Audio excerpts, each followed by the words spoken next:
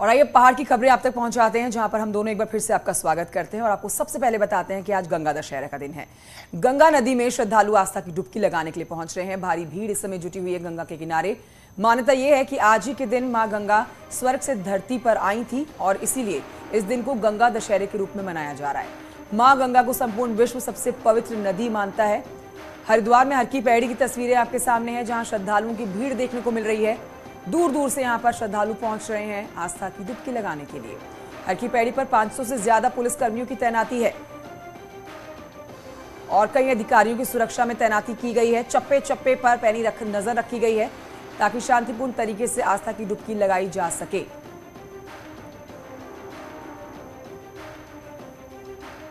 और आइए सीधे रुख करते हैं हरिद्वार की तरफ, जहां से पुलकित शुक्ला हमारे सहयोगी और जानकारी के साथ मौजूद हैं। पुलकित शुक्ला, आज के दिन का विशेष महत्व, आज देश भर में मनाई जा रही है गंगा दशहरे का त्योहार मनाया जा रहा है और तमाम नदियों के किनारे, खासकर गंगा नदी के किनारे भारी भीड़ जुटी हुई है श्रद्धालुओं की। हरिद्वार से कैसी तस्वीरें सामने आ रही हैं और सुरक्षा के क्या इंतजाम किए हैं यहाँ पर?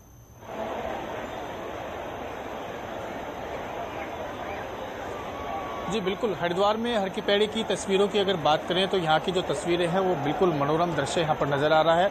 श्रद्धालु जो हैं वो सुबह से ही यहाँ पर जुटने शुरू हो गए, क्योंकि गंगा दशहरा का जो स्नान है उसका एक खास महत्व माना जाता है। मैं यहाँ पर सहयोगी से अपने कहूँगा कि वो दिखाए कि किस तरह से जो श्रद्धालुओं के जो जमावड़ा है वो यहाँ पर सुबह से लगा हुआ है और गंगा घाटों पर कितनी बड़ी संख्या में श्रद्धालु इस वक्त नज़र आ रहे हैं। जहाँ तक भी हमारी नज़र जाती है वहाँ तक पूरे जो गंगा घाट हैं वो श्रद्धालुओं से पटे पड़े हैं, क्योंकि हरिद्वार में यूँ तो साल भर कई गंगा स्नान आयोजित होते हैं, लेकिन क्योंकि गंगा दशहरा को मां गंगा का अवतरण दिवस कहा जाता है, इसीलिए ये आज का जो स्नान है उसका बहुत ही ज़्यादा महत्व बन जाता है। इसीलिए यही कारण है कि दूसरे राज्यों से, यूपी, दिल्ली, हरियाणा, पंजाब जैसे राज्यों से श्रद्धालु यहाँ पर आ रहे हैं और गंगा में आस्था की डुबकी लगा रहे हैं। सुरक्षा की यदि बात करें तो सुरक्षा व्यवस्था के यहाँ पर पुख्ता इंतजाम किए गए हैं हर स्नान पर्व पर, हर वीकेंड पर, क्योंकि वीकेंड पर भी इन दिनों बहुत ज़्यादा भीड़ उमड़ रही है और जो भी स्नान पर्व आ रहे हैं वहाँ पर अच्छी खासी भीड़ श्रद्धालुओं की उमड़ रही है। तो प्रशासन की ओर से सुरक्षा व्यवस्था के व्यापक इंतजाम किए जाते हैं। लेकिन इस बार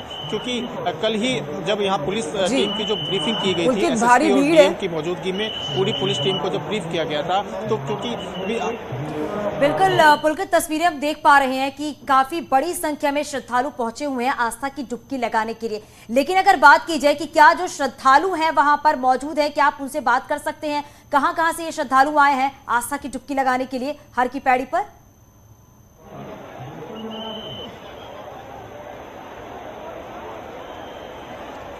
जी बिल्कुल, देखिए हम इस वक्त मीडिया रैंप पर यहाँ पर मौजूद हैं। जो गंगा घाट है वो नीचे की तरफ जरूर वहाँ पर श्रद्धालुओं का जमावड़ा वहाँ पर लगा हुआ है। बात कर पाना फिलहाल के लिए यहाँ पर संभव नहीं है, लेकिन श्रद्धालुओं से जब हमने बात की, उनसे जो हमने बात की, तो उनका वही कहना है कि वो आस्था बस यहाँ पर दूर दूर से श्रद्धालु आते हैं और सिर्फ इसी गंगा स्नान की बात नहीं है, चाहे कोई दूसरे गंगा स्नान हो, श्रद्धालु यहाँ पर दूसरे कई राज्यों से यहाँ पर पहुँचते हैं, आस्था की डुबकी यहाँ पर लगाते हैं। और यही कारण है कि प्रशासन को हर तरह की व्यवस्था के, सुरक्षा के यहाँ पर इंतजाम करने पड़ते हैं। मैं अभी बता रहा था कि जो अभी हाल ही में एक अलकायदा, एक आतंकी संगठन के द्वारा एक थ्रेट यहाँ पर दी गई है, धमकी दी गई है। हालांकि हरिद्वार से उसका कोई संबंध नहीं है, दूसरे जगहों के बारे में। और तस्वीरों को देखकर ये भी समझा जा सकता है कि सुरक्षा के पुख्ता इंतजाम किए गए हैं। चप्पे चप्पे पर लगातार प्रशासन की भी नजर बनी हुई है। बहुत शुक्रिया पुलकित इस पूरी जानकारी के लिए।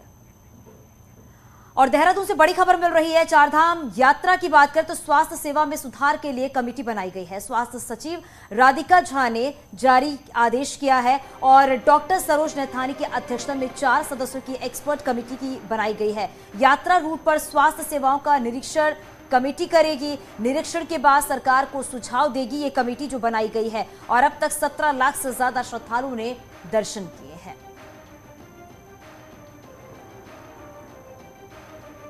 हमारे साथ हमारे सहयोगी दीपांकर भट्ट हमारे साथ लाइव जुड़ गए हैं। दीपांकर, जो कमेटी बनाई गई है, अब ये कमेटी स्वास्थ्य संबंधी निरीक्षण तो करेगी, साथ ही साथ ये भी है कि जो भी रिपोर्ट होगी वो भी कमेटी को सौंपी जाएगी। हाँ बिल्कुल, क्योंकि चारधाम यात्रा की जो शुरुआत हुई थी 3 मई को हुई थी गंगोत्री यमुनोत्री कपाट खुलने के साथ, और 8 मई को आखिरी कपाट बद्रीनाथ के खुले थे। आज 9 मई है, तो लगभग 1 महीने का वक्त हो चुका है पूरी यात्रा को। इस 1 महीने में 17 लाख यात्री आए। लेकिन यहाँ पर एक दुखद बात यह भी रही कि 176 लोगों की, यात्रियों की मौत हुई है, और ये मौत स्वास्थ्य कारणों से, किसी के हार्ट की वजह से, किसी के दूसरी वजहों से। लेकिन इसके पीछे जो भी रीजन अभी तक सामने आया, कारण सामने आए, वो आए हेल्थ रीजन से। मुख्यमंत्री पुष्कर सिंह धामी ने बैठक लेके ये बात कही थी कि एक कमेटी बनाई जाए और देखा जाए कि चार धाम में, चारों धामों के जो रूट है, वहां पर किस तरह की दिक्कतें यात्रियों को हेल्थ के तौर पे आ रही हैं। वहां पर कैंप्स हैं, नहीं है, डॉक्टर्स का अगर डिप्लॉयमेंट करना है तो वो वहां पर होना चाहिए, हेल्थ स्टाफ होना चाहिए, और ऑक्सीजन की कमी अगर कहीं पर है तो ऑक्सीजन की व्यवस्था वहां पर हो। तो अब ये 4 सदस्यों की जो कमेटी है, सरोज नैथानी इसकी अध्यक्ष बनाई गई है, एक्सपर्ट कमेटी है। ये चारों धामों का निरीक्षण करेगी, वहां पर रूट्स का निरीक्षण करेगी, फिर अपना रिपोर्ट गवर्नमेंट को सौंपेगी, और फिर क्या सुधार की जरूरत है ताकि यात्रियों की जान उनके हेल्थ रीजंस की वजह से इस बार ऐसा माना जा रहा है कि चारधाम यात्रा को किसी की नजर लग गई है, क्योंकि पिछली बार के हिसाब से देखें तो सबसे ज्यादा मौतें, सबसे ज्यादा घटनाएं इसी चारधाम यात्रा में हो रही है। सवाल ये भी उठाए जा रहे हैं, जानकार ये भी कह रहे हैं कि जो एक्सपर्ट कमेटी का गठन किया गया है बहुत देरी से किया गया है। कंचन, जो पहला बात आपकी बिल्कुल सही है कि इस बार एक तो यात्रा 2 साल के, कोविड की 2 साल के बाद हो रही है, और 32 से 34 लाख यात्री 2019 में आए थे। 20-21 में यात्रा बहुत स्लो रही, लेकिन इस बार यात्री 17 लाख लगभग 1 महीने के अंतर्गत आ चुके हैं। कोविड के बाद डॉक्टर्स से जब हमने बात की तो डॉक्टर्स का यह भी मानना है कि कोविड क्योंकि पूरे देश और दुनिया में फैला, और कहीं ना कहीं कोविड के साइड इफेक्ट्स की वजह से लोगों को दिक्कतें हुई है। और चारधाम में आने वाले जो यात्री हैं वो अलग अलग राज्यों से, उत्तर प्रदेश, मध्य प्रदेश, महाराष्ट्र, देश के अलग अलग राज्यों से। तो हेल्थ रीजन, और जिन लोगों की अभी मौत हुई है उनमें ज्यादातर क्यों 50 साल से ज्यादा है। इससे डॉक्टर्स ने सलाह जरूर दी है कि अगर आप कोविड पेशेंट रहे हैं या आपको कोविड हुआ है तो उस केस में आप अपने हेल्थ चेकअप के बाद ही यात्रा पर आए, क्योंकि कहीं ना कहीं लंग्स, हार्ट, माइंड कहीं ना कहीं इफेक्ट हुआ है कोविड की वजह से। तो हाँ जरूर, पर मुख्यमंत्री पुष्कर सिंह धामी ने लगातार ये इस बात को इंसिस्ट किया है कि आप अपनी सुरक्षा का ध्यान रखें, अपने हेल्थ का ध्यान रखें, और हेल्थ रिपोर्ट के बाद ही आप, जो 50 साल से ज्यादा के लोग हैं, वो चेकअप के बाद ही चारधाम यात्रा पर आए। ठीक है दीपांकर, बहुत शुक्रिया आपका जानकारी के लिए। और आइए बढ़ते हैं आगे, आपको इस वक्त की एक और बड़ी खबर देते हैं। प्रदेश